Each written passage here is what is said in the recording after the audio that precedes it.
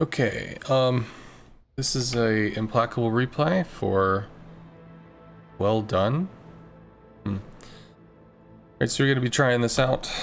This was requested, so I'll give it a go. Alright, so we have Well Done and the Implacable. Good luck and fair seas. Battle starts. Acknowledged. Roger. Enemy force detected. Prof Zeppelin scouting with bombs. Fighter airborne. So the Edinburgh is the outlier, but this attack isn't going to give you anything. There's no reason to go on this just for the sake of time. There's no destroyers in the match, so using your rockets on cruisers is perfectly okay, but coming in from this angle, you're going to get 1500 to 2k, as opposed to just swinging out, striking, and getting like 4 to 6. I mean, I suppose you could be trying to go twice, but as we can see, the amount of damage you take from the side is just not worth it. You were able to do 3800, but like if you just came in on a path that was going to broadside it, you'd have done more. To be fair, it did work. Fire on the designated target. Alright, so keeping tabs on the Edinburgh is probably going to be the better choice. The reason for this, your Azuma is going for B, their Edinburgh is going to go for A. It doesn't look like anybody else is committed to their safe cap. If you're able to cap your cap before they are, if you get even like 305, 310, 3 whatever, I suppose they're going to take C early because you don't have anybody that's going to contest that, which is sadness. But that makes getting B before they get A all the more important, and you can certainly harass the Edinburgh while it's open water. I think this would have been the better target. Right now you have some bombers coming out potentially to bomb a Musashi, but these have 32 mil penetration, you can see over on the left, and a Musashi, being a Japanese ship, is going to be armored, so you get some damage, maybe you light a fire, but he's also so far away that any fire you light will just be put out. You pre-dropped, which means you don't have enough planes to be able to strike and spin around and do it again, which if the Musashi was more isolated, you might be able to do. The Amalfi might be on top of him. I don't think this is a viable target. I think either you need to be harassing the Edinburgh before he gets to A to make this take as long as possible. So worst case, if they take C while you are not contesting, you'll have B to at least try to keep the points even, but they'll have this first. And the longer you can stop this, the longer it takes before they get a runaway condition with their points. I think actually Torps would probably be the best because that's the most likely to force the Edinburgh to turn.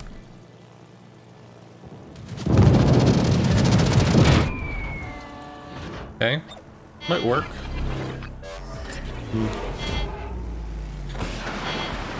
Get back. Okay, I'd like you to get rid of the habit of pre-dropping. So, British planes actually have a lot of health, more health than you might expect. With just four planes, you have 9,200 health. Now, if you go into a situation where there's two ships on top of each other, yeah, you might lose 2 planes coming in. You may not be able to spin around and strike a second time. But when you pre-drop right off the deck, always have a reason for, I am going to do this, therefore I am going to pre-drop and then do this. If you just pre-drop before you get there, you could be in a situation where you could actually strike something twice with maybe torps or bombs or whatever. For instance, bombing the Musashi. If the Amalfi, it looked like the Amalfi was going to come over on top of the Musashi, but if the Amalfi had changed and gone somewhere else, you could have bombed the Musashi twice. You could have maybe carpet bombed, lit a fire or 2, Musashi puts it out, you hover, and then you carpet bomb again and like get a fire or 2. That could have been pretty significant if you wanted to make that happen.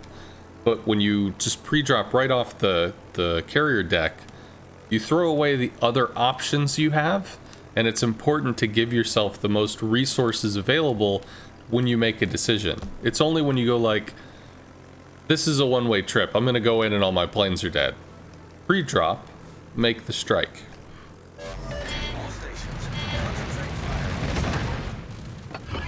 Attention. Reporting the target position. So this is really problematic. The Azuma didn't even get to B. And now the Edinburgh is going to take it, so they're just going to have even more of a runaway condition with their points. This is extremely significant. If we look, one cap is plus 2 points every 3 seconds held. So 20, that's actually 40 points per minute. So what is 40 points? If you kill a cruiser or a battleship, that's a 100-point swing. So every 2.5 minutes of holding a cap is a kill. Yeah, including against destroyers and stuff. CVs are worth more. So 2.5 minutes. If they hold this for 2.5 minutes, you either have to take it back or you have to kill a ship just to remain parity. If they have 2 caps every 2.5 minutes, you have to kill 2 ships, or take the caps just to remain, just to have parity. Caps are an extreme source of points. You have to guard against that, and you are in a unique position to be able to do that with a carrier. So unfortunately, when they finish taking A, because you're rocket striking into this, which means you will not be able to reset that, you're going to be at a significant disadvantage. Acknowledged. Acknowledged. Attention. Reporting the target position. I'm glad you didn't Well done, pre-drop, Commander. and the Musashi is still out there. Seattle gets clocked because I guess they just weren't expecting this stuff to come around the side or something, I don't know. But yeah, if you've got your double drop on a Musashi, that could be great. Hopefully you get to roll some fires here. You got a single fire, which he put out. Now, you knew he was burning before. So, before you hard turn back in to get the second drop, right now his damage con is rolling. Because he was on fire before, and you just set a fire, it's worth actually kind of continuing a little bit and just kind of looking over your shoulder. Did he put it out? Did he not put it out? If he did, then give yourself a little time for the damage con to go down so you can come back and relight the fire. Because I'm sure it's at least like 10 seconds. Okay, cool. Worked out. All forces, capture that area. Something else, as far as your position here, the Implacable, the British carriers have an armored deck, which is actually unique for the tier 8s. The Implacable and the Indomitable both have an armored deck. If a Musashi fires, there's sections of the ship where it'll actually be able to pen, but it's very unlikely it's citadels. So you could take some chunk damage, but if the Musashi fires at range, it's just going to hit the deck and skip off. Ping! You would be astounded by how much damage the Implacable will shrug off, as long as you have your bow pointed in the direction of the enemy battleships. So if you were here, with your bow roughly pointed to, like, maybe to this point, the Musashi doesn't really have a clean shot, the Iowa doesn't have a clean shot, the Amagi doesn't have a clean shot, and you're 5-10 kilometers closer to the fight, while simply remaining kind of bow in. If they move forward, you could just reverse the hull a little bit. If you feel that the flank is going to be completely broken, your ships are dying, then you need to start to bail, but this is an overly conservative position. If you were in a different ship that didn't have an armored deck, then you might want to back up against so many battleships in case the enemy CV lit you. But in this case, this is just making you take forever to fly from point A to point B. Alright, I like the torps against the Musashi, because he's got damage con pressure. Good heal.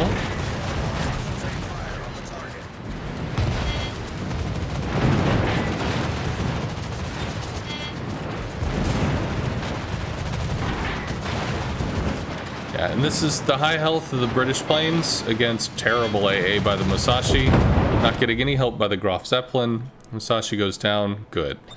Looks like you've turned your CV maybe to be more able to commit. Iowa's an excellent target since he just decided to fucking YOLO.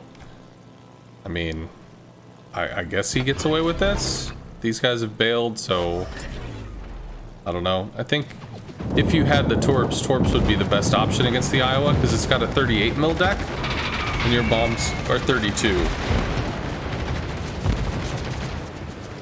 So one thing to know about the British carpet bombers, the absolute best way to bomb a target is to come up from behind when it's moving, or if it's reversing, to come from the front, because the reticle is longer than the ship.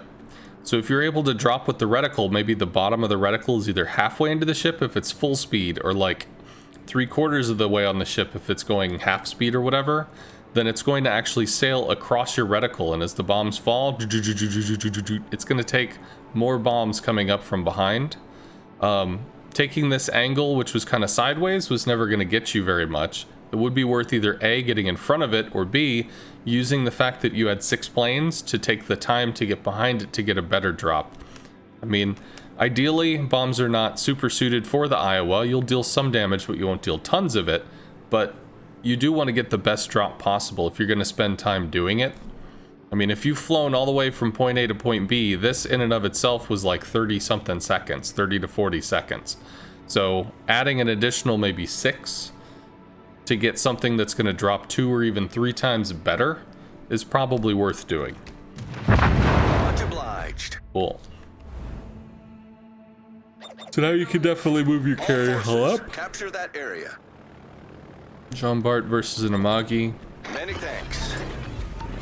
Okay. All stations, concentrate fire on the So y'all target. are behind in terms of ship and significantly in terms of cap points because they had that early domination. You probably get the Amagi here because, I mean, 4,000 health, you've got 8 planes. Edinburgh looks to be pretty healthy. Amalfi does not. Your Zuma is pretty beat up. Your Bismarck is not.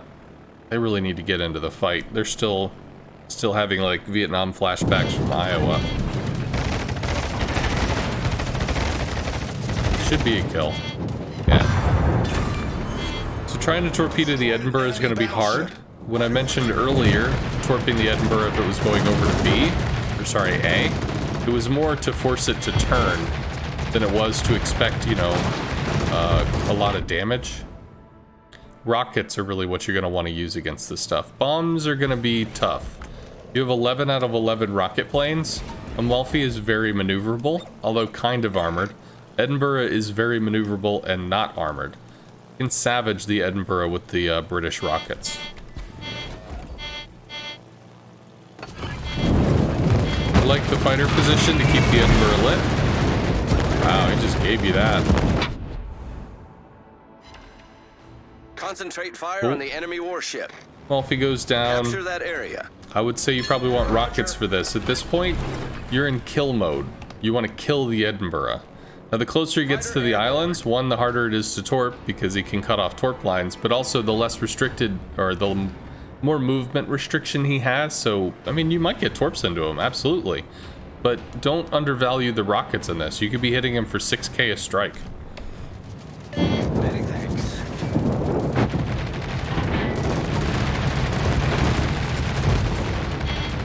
Fighter destroyed.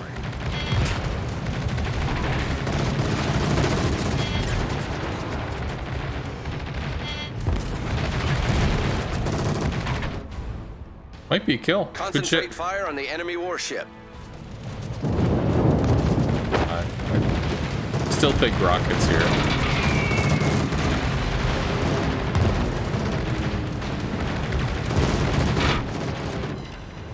Much obliged. Cool. So you got 2 caps to 1. You do have a All win stations condition. requesting fire on the designated target. Graf Zeppelin's coming out. Battle ends in 5 minutes. So you have 4 planes here. You don't have a heal. Graf Zeppelin has 4 fighters. You're going to come in. You're going to lose 1 plane to AA, maybe 2. You're going to drop with 2 planes. So that's going to take you down to 5 planes remaining. This fighter's going to latch, kill 4 planes before you get to do anything, and AA kills the last one. You're coming in with 8 planes just means you're throwing away a lot of planes. You can either come in with 2 if you want, but you'll probably lose 1 plane coming in, which means you only get to torp with a single torpedo, or come in with 4. You lose a plane coming in, maybe 2, and then you drop with your 2, and the fighter's not going to do anything. It'll either latch and shoot and leave, or your planes will be dead before it latches, but you're not throwing away extra planes for free. Which is what you're doing now. 6 is more than you needed to bring. You're just losing resources for free. Secondly, the best the best for this is going to be the bombers.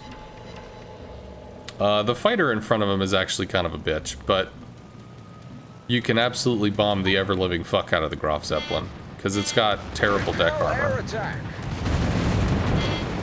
Cool. So your friend is shooting down fighters, which means you don't even have to pre-drop, and you do fine. Yeah, so not really much in the way of stuff jumping out. You actually have some pretty strong mechanics in terms of the drops. I think a little refinement on the bombing technique. The torps were exceedingly effective, especially against the Edinburgh, so woot for that. Do not be afraid of the rockets. I understand that the rockets can be kind of anemic, but they used to actually be one of the specialties of the British line. So don't be afraid of the rockets. Try to integrate them into your play as appropriate. And in general, British carriers work well against lightly armored opponents. So British bombs work great against lightly armored battleships. The UK battleships, French battleships, they can just savage them all over. The rockets work well against lightly armored destroyers, lightly armored cruisers. They're fairly tightly packed, and I mean, they do actually have a punch. It's just when you start striking heavy cruisers, or you start striking things where you start to get shatters, that it becomes really underwhelming. Hope it was helpful. See ya.